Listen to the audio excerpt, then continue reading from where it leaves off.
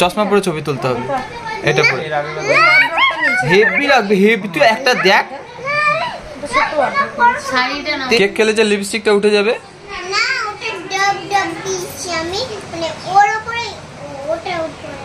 তাহলে উঠবে না।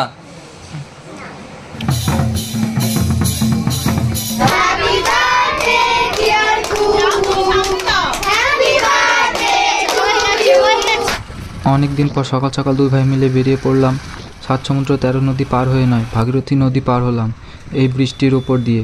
সকালবেলায় এখানকার আবহাওয়া এবং পরিবেশটা অসাধারণ লাগছিল দেখতে।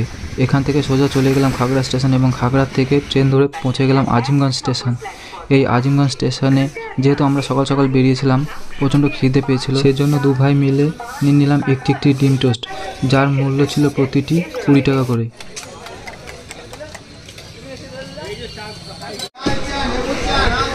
হে guys, welcome back to my channel. তো বন্ধুরা, আজকে একটি নতুন ভিডিও তোমাদের সবাইকে স্বাগত।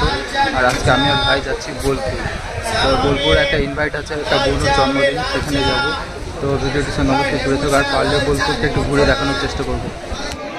আমরা আজিমগঞ্জ স্টেশন থেকে রওনা দিলাম ট্রেন নম্বর 13028 হাওড়া কবিগুরু এক্সপ্রেসে। এই ট্রেনটি আজিমগঞ্জ স্টেশন থেকে রওনা দিল সকাল 8টা বেজে 5 মিনিটে এবং বোলপুরে পৌঁছাবে সকাল 10টা বেজে 10 মিনিটে। এই ট্রেনটি রামপুরহাটে আমাদের ক্রস করলো। কেউ যদি এই ট্রেনটির নাম জেনে থাকো অবশ্যই কমেন্ট বক্সে গিয়ে জানাবে। এই ট্রেনটির নাম আমার জানা নেই।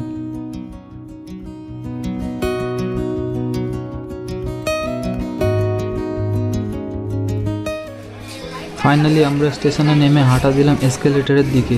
এই এসকেলেটরের সাহায্য নিয়ে আমরা চলে গেলাম সোজা এক্সিট গেটের দিকে এবং এক্সিট গেট দিয়ে সোজা বেরিয়ে পৌঁছে গেলাম সেই মামাদের বাড়ি। বলো কবিতাটা। ছবি তুলো, আগে কবিতা বলতে হবে, চশমা পরে ছবি তুলতে হবে। এটা পরে হেভি লাগবে, হেভি। তুই একটা দেখ, তুই একটা তুই পড়াবো না, তুই বস, চুপচাপ বস। তুই একবার তুলে দেখ, দারুণ লাগবে। কিচ্ছু হবে না, তোর মেকআপ উঠবে না তো। আচ্ছা তুলবো না, এতে শাড়ি নষ্ট হয়ে যাবে, আমি তুলছি না। থাকলো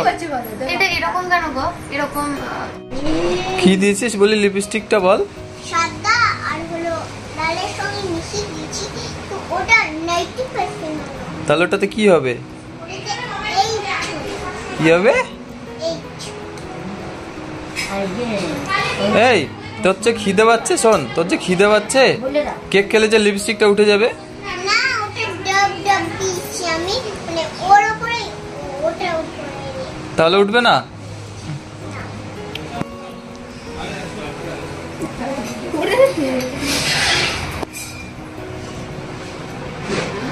কেমন হয়েছে ম্যাডাম, একটু টেস্ট করে বলুন। দেখা আমরা করে দেখা, মামার দিকে দেখা, এমন করে মামার দিকে দেখেন। কেমন হয়েছে? না ওরকম না, তুমি যেমন করে বলো। কেমন হয়েছে বল। হ্যাঁ দারুণ না? আমরা পৌঁছে দেখি বুনু শাড়ি পরে মেকআপ করতে ব্যস্ত। ওর সাথে একটু আড্ডা মারতে মারতে এদিকে ওর জন্মদিনের সমস্ত সরঞ্জাম রেডি হয়ে গেছিল। এরপর শুরু হলো ওর আশীর্বাদ পর্ব। ও দেখতে এমনিতেই মিষ্টি, তার উপরে যখন শাড়ি পরেছে আরও মিষ্টি লাগছিল দেখতে। সত্যি খুবই কিউট লাগছিল।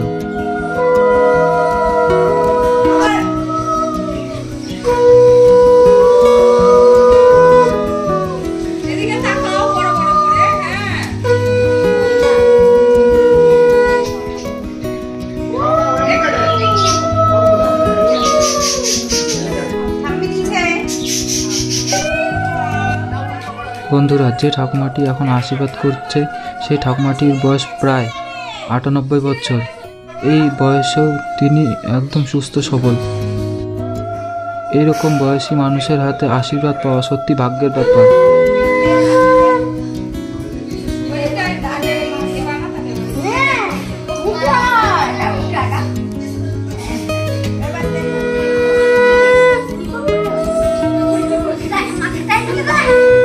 তুই না কহু, এ নিয়ে নিল তোর গিফট, নিয়ে নিল, যা। নিয়ে না, আর দিবে না, কিন্তু দেবে না, দেবে না, দেবে না।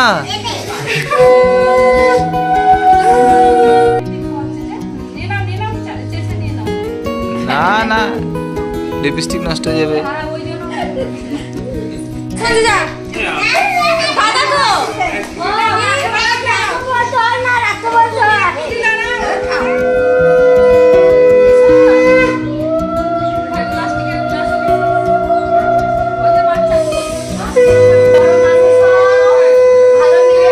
আশীর্বাদ পর্ব শেষ হওয়ার পর আমরা দুপুরে খাওয়া দাওয়া সেরে বেরিয়ে পড়লাম একটু বোলপুর শান্তিনিকেতন ঘোরার জন্য। ঘুরতে বেরিয়ে আমরা দু ভাই মিলে পৌঁছে গেলাম সোজা সোনাঝুরি হাটে। সত্যি অসাধারণ পরিবেশ, হেব্বি লাগছিল।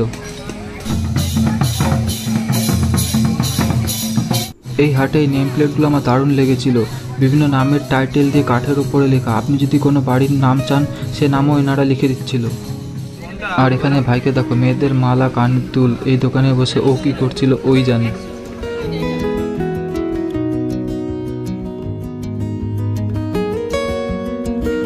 আর এখানে কাঠের উপরে খোদাই করে নেম প্লেট তৈরি করা হচ্ছিল, সত্যি অসাধারণ লাগছিল দেখতে।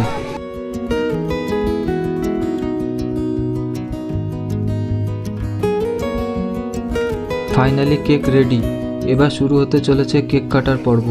তার জন্য ওর বন্ধু বান্ধবীরা সব পৌঁছে গিয়েছিল এখানে। আর এখানে সবাইকে টুপি পরানো হচ্ছে বার্থডে কেক কাটার আগে।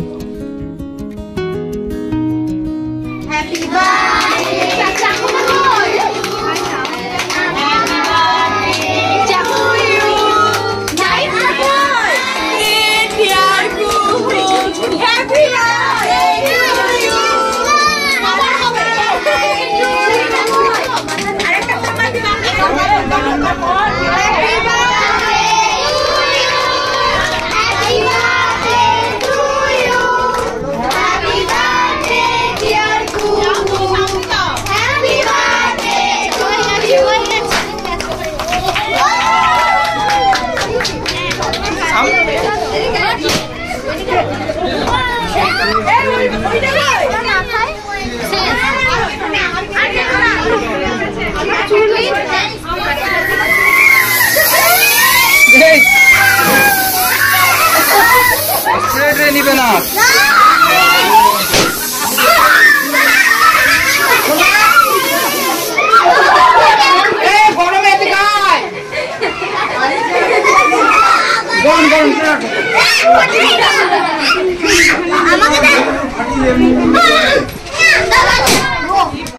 তো বন্ধুরা, কিছুক্ষণ আগে অনুষ্ঠান শেষ হলো আর সবাই বাড়িতে ঘুমিয়ে গেছে, কিছুজন কাজ করছে আর আমরা রওনা দিয়েছি। 1:10 ট্রেন আছে।